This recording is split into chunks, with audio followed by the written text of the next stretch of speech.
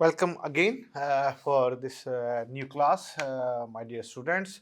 In the last class, I just proved that when we can prove a theorem where Zm and Zn are isomorphic to Zm if Mn are relatively prime. And we have to discuss some examples. The last example we have to discuss is this, where we say that Z12 and Z21 is isomorphic to, we have to show that Z3 and Z84 and Z3. So we start from Z12 into Z21. You know that this is Z21, that means factor of a Z21 can be is isomorphic to Z7 into Z3. So Z21 is isomorphic to Z7 and Z3. So this means Z12 and Z21 is isomorphic to Z12 into Z of 7 into Z of 3. And now you can say that this Z12 and Z of 7, then 12 and 7 are relatively prime. Then by the theorem is saying that these are isomorphic to Z of 84. So this means these two are isomorphic to 84. So this means this can be written as Z. This is isomorphic to Z of 84 into Z of 3. So we have to show that Z of 84, this Z12 and Z21 is isomorphic to Z of 84 into Z of 3 clearly. So now we have to just say that now with this theorem that order of an element in the direct product of a finite number of a finite group is the least common multiple order of the component of the element, and then in symbols we write the order of a G1, G2, Gn is the same as a LCM of order of a G1, order of a G2 and so on in this form. Okay, so now I just not going to prove this. We have to just using this result, we try to discuss one or two examples of this. So we have to just say that for the order of a 8, 4, 10 in we have to take in the Z12, Z60 and Z24. Now we have to take a first is a GCD of a 8 and 12, and then we have to take a GCD of 8 and 12 is equal to 4. So order of 8 in this means nothing equal to 12 by 3 is equal to 3. So order of 8 in Z12 is equal to 3. And similarly we can say that we take a 4 and 60, and the GCD of a 4 and 60 is 15, and we take a GCD of a 4 and 60, sorry, this is 4 and 60 is equal to 15. Then order of a 4 in this Z60 you have a clearly right is equal to again you have a order is equal to find order for 4 15 in Z6, and we can say that that similarly 10 is the order 10 is of 12 in Z24 in the similar fashion. You can just say that you have again 4 of order 15 in Z6, 10 is a order 12 in Z6.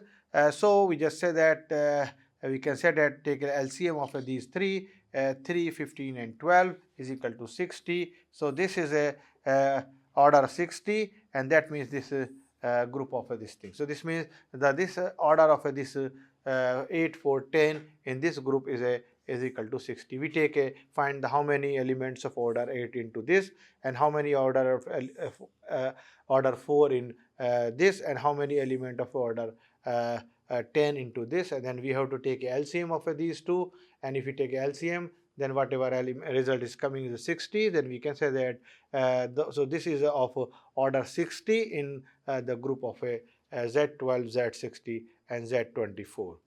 Similarly, this is the same result. We can just take a 12 GCD of a 9 and 12, 4, 15 GCD 5 and 15.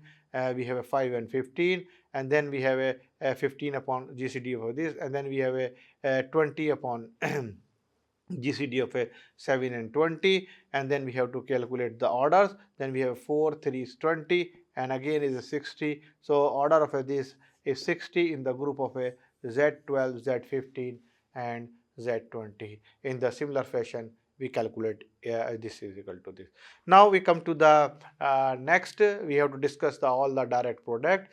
That direct product we have to simply say that the called is the external direct product, because we have to checking this as a simple as a Cartesian product of these two groups, and this Cartesian product of these two groups is again is a group, and then we have to discuss this. Now we have to discuss about the internal direct product. The external direct product of two groups build a large group out of a two smaller group. We take a group of a 2 and 3, and then we have to generate as a is isomorphic to 6, so is a larger group we have to generate. So we would like to able to reverse this process and conveniently break down a group into a direct product component. That is, we would like to able to say when a group is isomorphic to the direct product of a two its subgroup. When a group is isomorphic to direct product of a, and a direct product is there, then isomorphic to this product, but we have to reversing this order and then try to this into a this form. So let's first we define what is internal direct product. Internal direct product means we simply say that let G be a group and Hi is a subgroup of a Gi running 1 to n. All H1, H2, Hn are subgroup of a G. Then a group G is called is internal direct product of Hi. This if condition are there, first condition is this: Hi is a normal subgroup of a G. So H1 is a normal in G, H2 is a normal in G, and so on up to HNR. All the HIs are normal in G. Second is saying that G can be uniquely represented in the form of a the product of these two all n groups. G can be representing the form of a this. We can say that we can simply into this form. G can be represented in the form of a H1, H2, Hn, where H1 is the element of H in this form and Hi is the element of Hi. And for each I, if you take a they are disjoints in the form of this H1 up to this is intersection of Hi plus 1 is equal to identity. This means we can say that H1 intersection H2 is equal to identity, H1 intersection H3 is equal to identity, and so on. If we take a H1 intersection H2 intersection H3, they are all identity. So if we say that if G is a group and Hi is a normal, Hi is a subgroup of G, and then the group G is called is the internal direct product of this subgroups Hi. If this all Hi's are normal in G, and this G can be written as a product of these two uniquely representation of a product of these subgroups, and they are mutually disjoint, means intersection of this is equal to identity element, not disjoint. We can just say identity element. So you can, if you interested in just for a tech understanding by, we take a finite, so we take a 2JB internal direct product subgroup H1 and H2 if and only if H1 is normal in G, H2 is normal in G. G can be representing as a product of these two H1 and H2, and H1 intersection H2 is equal to identity. So this means we can say that this H1 and H2 is a internal direct product of this group G. So if satisfy this this representation. Okay, so we start from this example. We have as G is equal to Z6. H1 is generated by 2, H2 generated by 3. If it's generated by 2, you have a clearly, because G is equal to Z6, so G is the element of, you have a 0, 1, 2, 3, 4, 5, and then you have a generated by 2, so H1 is nothing but is equal to 0, 2, 4, and you have a 0, 2, 4, 6 is equal to again is 0. Now H2 is generated by 3, then you have a 0 and 3, there is only 2 elements are there. And now clearly if you see this one, H1 intersection H2 is equal to, clearly you have an identity element. And now we have a two things, this condition is hold. Now we have to just say that H1 is a normal G and H2 is a normal G, and now clearly we can say that this H1 is this G is a abelian group, and H1 is also abelian, H2 is also abelian. So this is clearly, if every group is abelian, is a normal, so there is no problem for normality. So this means we can say that clearly H1 is a normal in G and H2 also normal in G. So only possibility is left, we can say that G can be written as a H1, H2.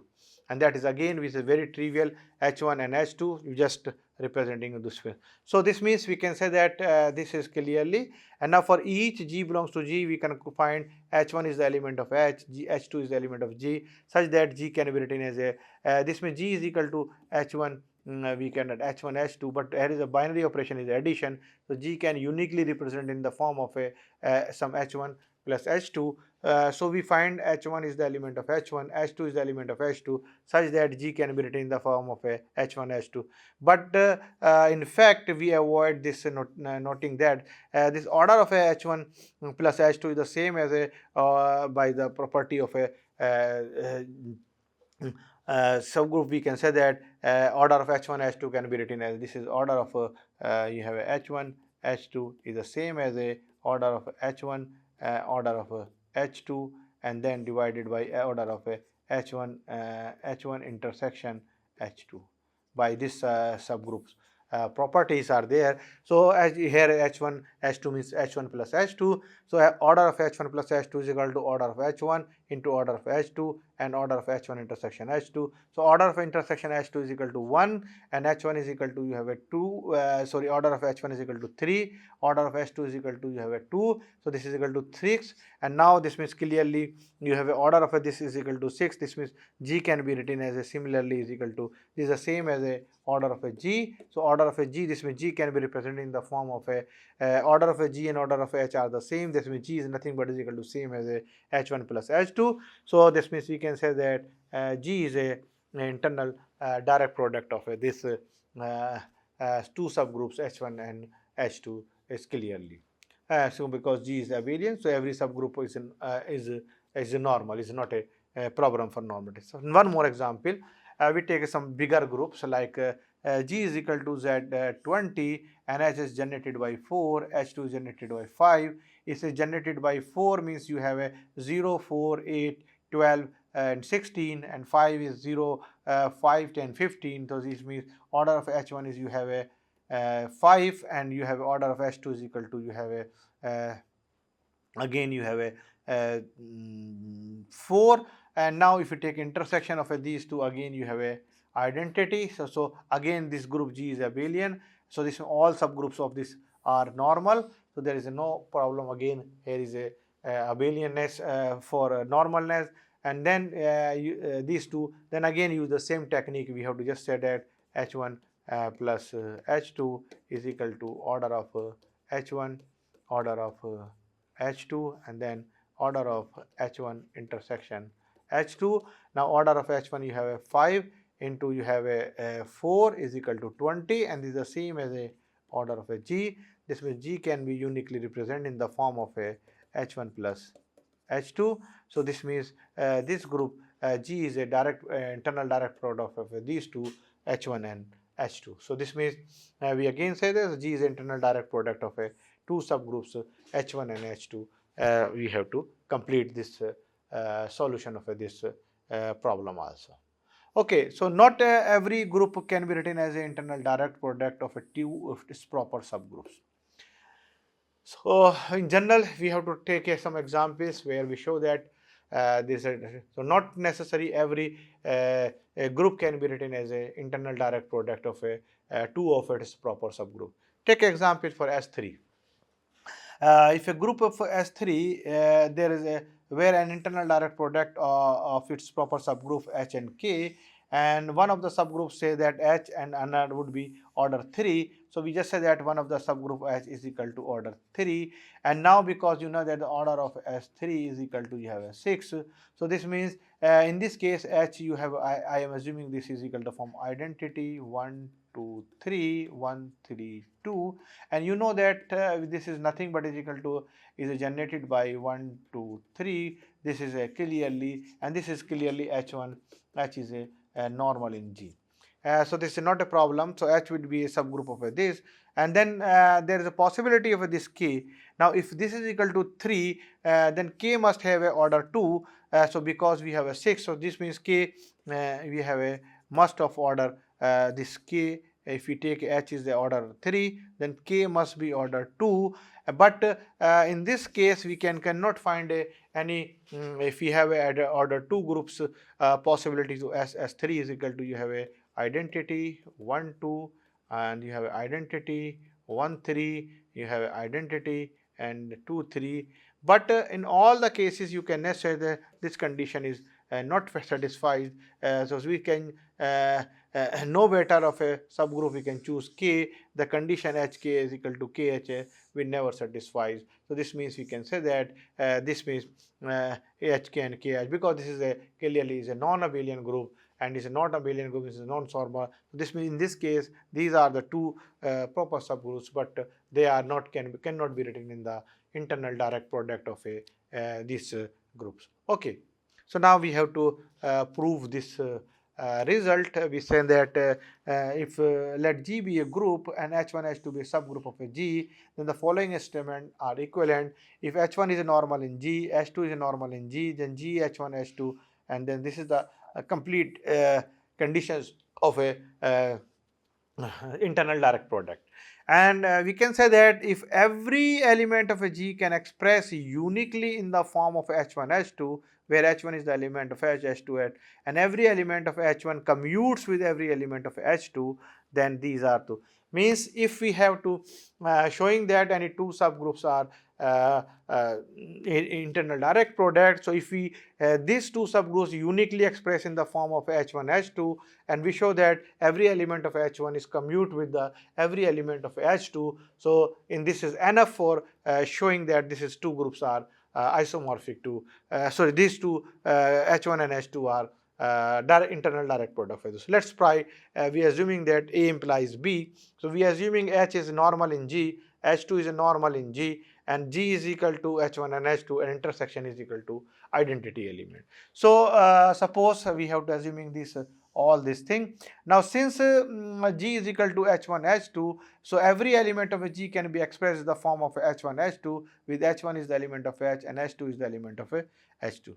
Now because it's uniquely represent, so this just we have to show that this is a this representation is a only unique. So we are assuming that some other representation are there. So we have a take a another representation. We take a H1 prime, H2 prime. So we representation is unique. And now we taking this means G can be also represented as a H1 head, and we have to take H2 head, and this is the same. So we can say that this means H1 H2 is equal to this H1 head and H2 head, and this clearly H1 H1, and these are the element of H2, and because of this we have to show that these two elements are the same, these two elements are the same.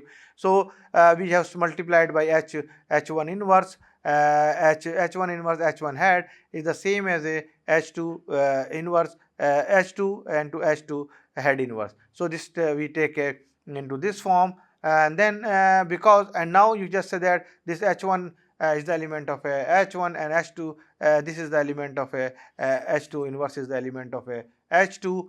So in this case we can say that simply then this is identity, we have intersect belongs to the intersection, and this intersection is a is clearly is equal to identity element. So this we just we can write in the form. If you want, you just take this is clearly, you can just say that in this form we write in this form. We have a, if you have a any problem this writing this form, so we can just say that you can because this is H1 and H2, we just write in the form of a is equal to H1 head and H2 head, and then we can write as H2 H1 and H2, and H2 inverse is the same as a H1 head. We have a H2 head and H2 inverse. Then we can say that we have H1 can be written as a H1 head and H2 head, and then we have a H2 inverse. Then we have to H1 head inverse. Then we have H1 is equal to H1 head inverse and H2 head, H1 head and H2 head and H2 inverse. Then this is again identity. So we can say that H1 inverse and this is equal to in the form of this form. And now if these two are equal, this is the element of H, this is the element of H1 H2, and then this is the element of H1 intersection H2, and this means this is equal to identity, and this means if identity, this means this is equal to identity element, then H1 inverse is equal to H2 is equal to identity. So if we have a H1 inverse, we have a H1 head is equal to identity, then we can say that this is nothing but is equal to H1 inverse H1 head is equal to H1, and this is again identity. So we have a H1 head is the same as a H1, and similarly for the second one we can say that H2 inverse H2 head inverse then is equal to identity. Then we have to write a H2 head inverse is equal to E of into H2 head, and then simply we have to take a H2 is equal to H2 head. So this means we have to take this representation, but this is the unique because we have a H1 is equal to H1 head and H2 is equal to H2 head. So this means this representation is a unique. We have to just say that. So now we have to remain to prove that every element of H1 commute with the every element of H2 also. So let H1 is the element of H1, H2 is the element of. So we have to show that H1 H2 is equal to H2 H1, or equivalent we have to show that this is equal to identity. So we have to just say that we have multiplied by H1 inverse, and then we have multiplied by this H2. So this is H1 H2 inverse H1 H2, and then we have to getting into this form.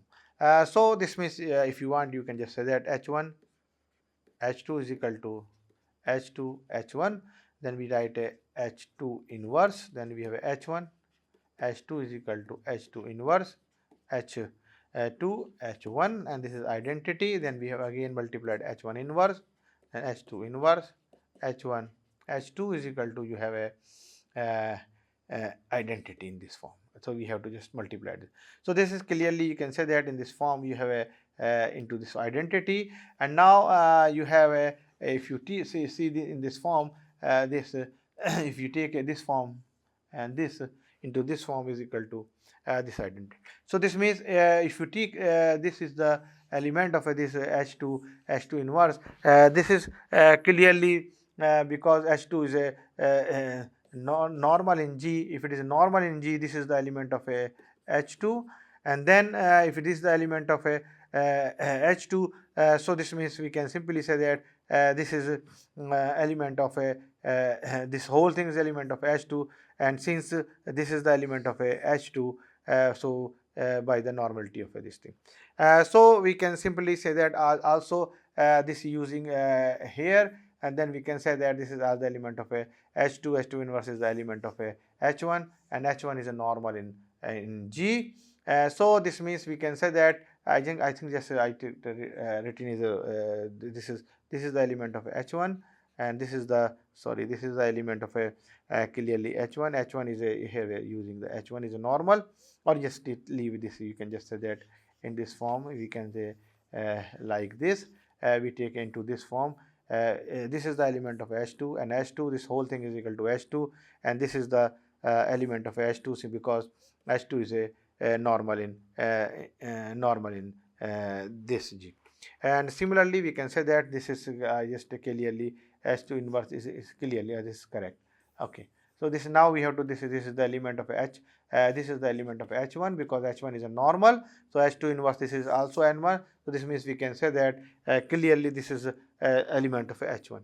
So this means we have to show that this means this is the element of H1, the same is the element of H2. So this is the element of H1 intersection H2, but intersection of H1 H2 is equal to identity. So we have to show that these two are equal to identity. If these two is equal to identity, then we have to clearly say that H1 H2 is the same as a H2 H1 as a previously we have to just into a this form. This means equivalent to we have to show that. So as desired we have to complete the first part of this theorem. A implies B. If it is a internal direct product, then there is a unique representation, and every element of H1 is commute with the element of H2, and every element of H2 commute with the element of H1.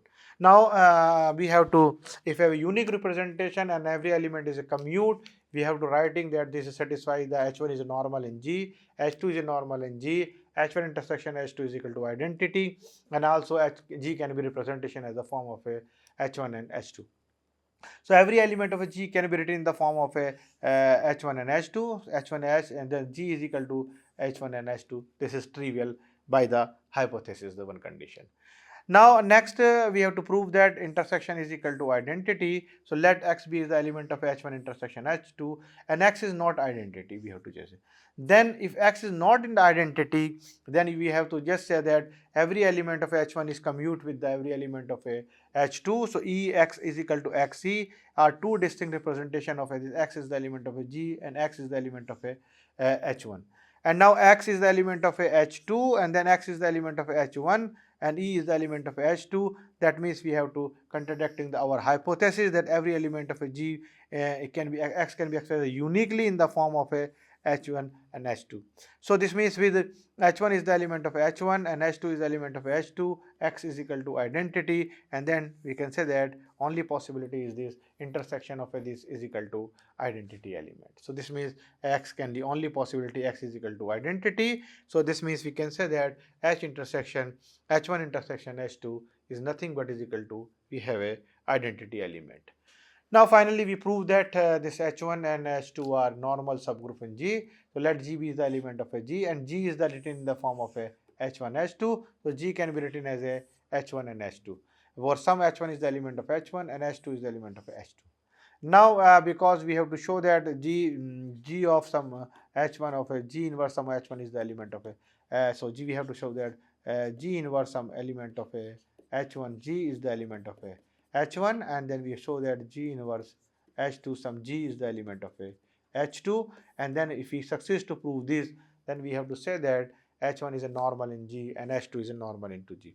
So G is written in the form of H1 and H2. So we just starting from G of H1 and H2. So G inverse means you have to take a H1 H2 ka inverse and H so this is I just take in place of this H1 is equal to H. Okay, is better, no need of H1 is at H, and then because H1 H2 is involving here, so I take a different this is simply is equal to H. So G inverse Hg and then G inverse is equal to H1 H2 ka inverse and H1 H2. Now by using the property of a B inverse, P inverse A inverse, so H2 inverse, then H1 inverse and then H1 H2, and now just combine this H2 inverse H1 H2 is this form, and now this is you see this one H1 inverse H and H1 and then S is equal to H2, then this is the element of a H1 and H2 is the element of H2 and they are commute by the condition is giving every element of H1 and H2 are commute. So this means we can just commuting with this thing. Now what is this? This is nothing but this is the element of a we have a this is clearly we write this is identity element, and if it is identity element it means H1 inverse H1 and this is nothing but this is the element of a H1, therefore H1 is a we can say that is a normal into this G is there. Okay, so this is clearly we have to write into this form, and if you have to another way we can say that G inverse some H G, then again this H is the element of here in the form of a this H2 and then this here is the element of H is the element of H1. So this is we can say something H prime is the element of a this H prime is the element of a H2. So this can be written in the form of again you have a H1 H2 ka inverse H prime and you have a H1 and we have a H1 and H2. Then again you have a H2 inverse, H1 inverse, H prime, H1 and H2.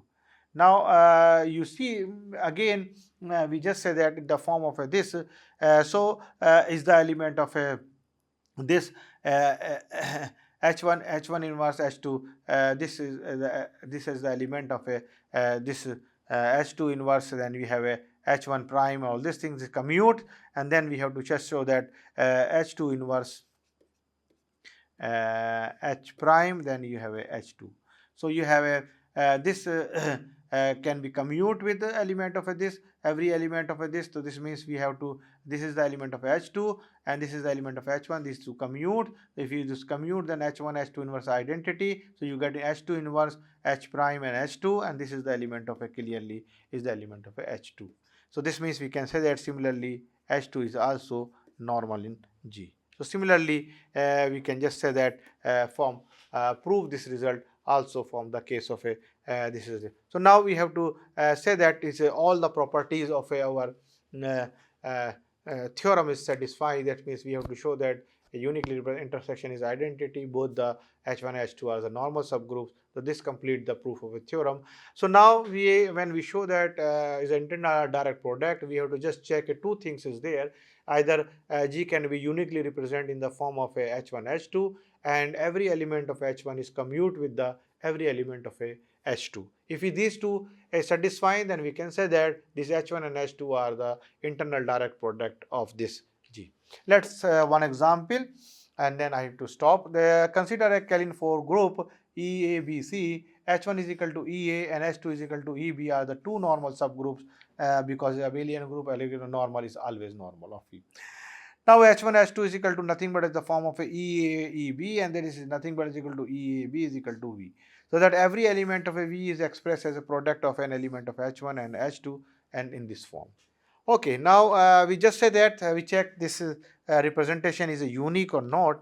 So that X1 and X2 are the element of H and Y1 Y2 element of H2. So X1 Y1 is equal to X2 Y2, and then we have to just take a, you just take in this form. This can be written in the form of this.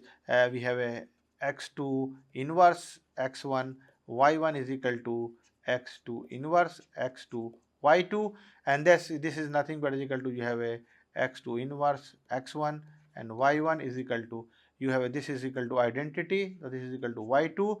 Then we have a x2 inverse x1 y1 and y1 inverse is equal to y2 y1 inverse, and this is again identity. So we can say x2 inverse x1 is the same as a y2 y1 inverse.